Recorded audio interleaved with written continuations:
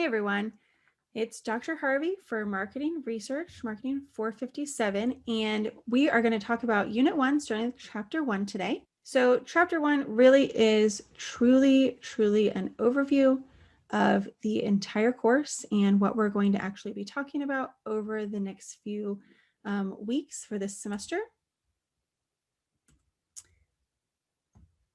And we are using the textbook from Malhotra.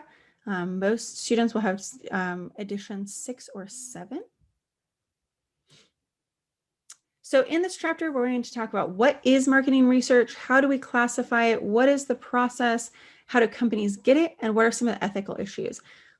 And then you'll see as we go through the rest of the semester that we're really going to dig into each of these in depth. Okay.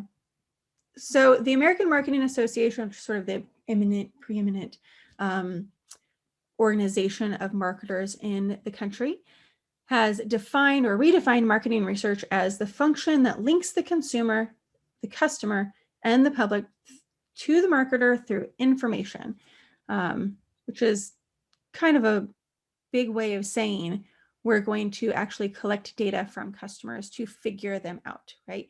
Marketing research is really about understanding our customers and what will work for and with our customers.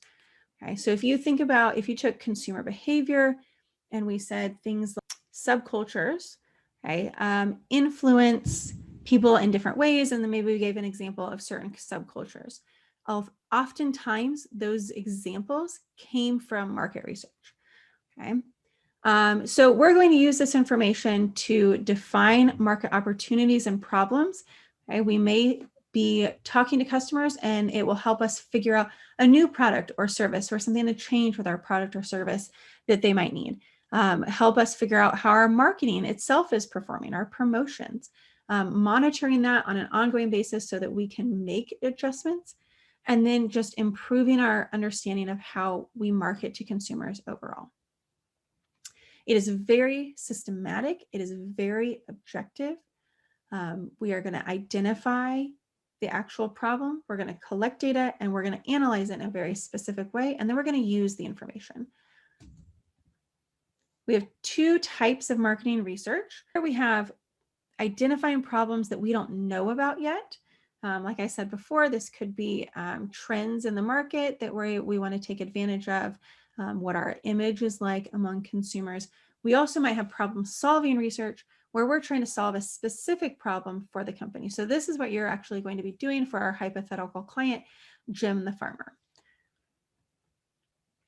Okay, and again, just some additional examples. So I would highly recommend that you look through this table as well. This is a really great place to get just some ideas as to what you might want to pursue. This is not, don't limit yourself to this. Look at the other video that I made as well. But this is a good way to sort of operationalize and think about what you might want to pursue. So what are we going to do in this process? And this is really where we get into the entire textbook, where we're going to work through each of these pieces of the process in at least one chapter, sometimes more than one chapter. So the first thing we're going to do is define the problem. This is a critical step that we're going to talk about later, but we really cannot have a successful market research project or study without effectively and efficiently defining what the problem actually is. Then we're going to look at the problem and say, okay, well, how can we figure this out? What is our approach to this problem? Then we design the actual research study. Right? Who and how are we going to collect the data? Then we go collect the data. We bring it back, we analyze it, and then we utilize the information from that analyzed data to prepare the report and or present the report to management or back to the client. If you look at the global market research firms, this is 2016, but they're all pretty close to this, I believe, at least in terms of their rankings. Nielsen is by far the biggest one. Many of you may have heard of Nielsen ratings in terms of if you hear about a headline about like 32 million people watched the Grey's Anatomy season finale. Okay, that would be Nielsen's data that they used for that figure. So here's a couple of other examples. when you actually look at the slides, you can click on these images to kind of dig into this a little bit more. A couple of examples from Nielsen. One looks at millennials and their purchasing behavior. The other one looks at Yelp specifically. JD Power and Associates is a little bit further down the list, but you hear about a lot, especially in automobile advertising. So listen next time you hear like a Ford truck or something like that. A lot of times they'll say, you know, JD awarded JD Power and Associates 2020 car of the year or something. So that's a very popular one. And then of course, social media is a big area that we're kind of tiptoeing into in all of the different realms of marketing, including marketing research.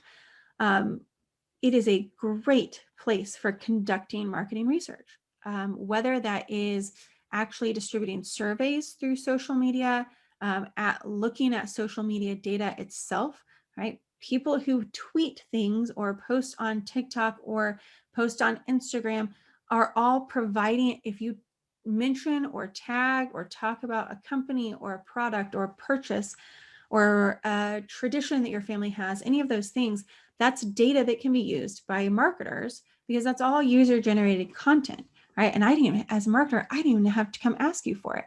I can dig through that and get some understanding about what people feel about my business without even asking them, right? And then we have all of the functions of, you know, on Instagram, we can like something, we can save it, we can share it, we can comment on it, we can like a comment. And all of those can be data points as well. And then finally, the last thing in chapter 1, this just big overview chapter, is really looking at the ethical issues. And we'll touch on this in a lot of the different chapters. But some of the biggest ones that we hear about are things like using surveys as just a foot in the door for actually selling or fundraising something for something, trying to collect data in a way that fits the personal agenda of your client or of the researcher themselves. So taking data and trying to make it say something from the very beginning and kind of knowing what you want it to say at the end, and manipulating things so that it does end up being the way you want it to be. A lot of times we see issues. Another big issue is going to be disguising the purpose of the research. So we need to tell consumers or just individuals taking a survey or in a study what the purpose is. Why do we need the data? Anonymity is really important. So if you conduct a survey, one of the things you would not ask for is an email address or a name or a social security number or something like that. Okay, it's really important to keep those results anonymous. And if you can keep them anonymous from yourself, even, that's great. But at a minimum, you have to keep them anonymous when you're reporting them out. You can't say, well, Elise Harvey mentioned in her, you know, in the answer to question 5.2 that she thinks Chick-fil-A is the greatest fast food restaurant ever. Even if someone would be okay with you saying that, right? Which really leads to maintaining privacy, making sure we don't mislead respondents or even try to ask them questions that force them to answer in a way that we want them to. We do really want to be aware of putting stress on respondents or asking questions that may be embarrassing. And if we have to ask about sensitive things, we'll get into that later. But really considering the right way to do that, both so you're not stressing or embarrassing a respondent, and also so that you're getting a truthful answer. And then finally, identifying, discarding unsatisfactory respondents. And so this is really what I mentioned before about manipulating the data. Maybe a respondent didn't respond the way you wanted them to, and so you just they didn't exist. And you just kick them out of the data set. So that is also an ethical issue that we do not want to engage in. There are reasons, legitimate reasons, why you might kick a respondent or a survey response out of the set that you're analyzing, but not because they said something you didn't like. And we'll talk about that in a further chapter. And I would just encourage you to watch this little video that's on Steve Jobs on market research that's posted on Blackboard.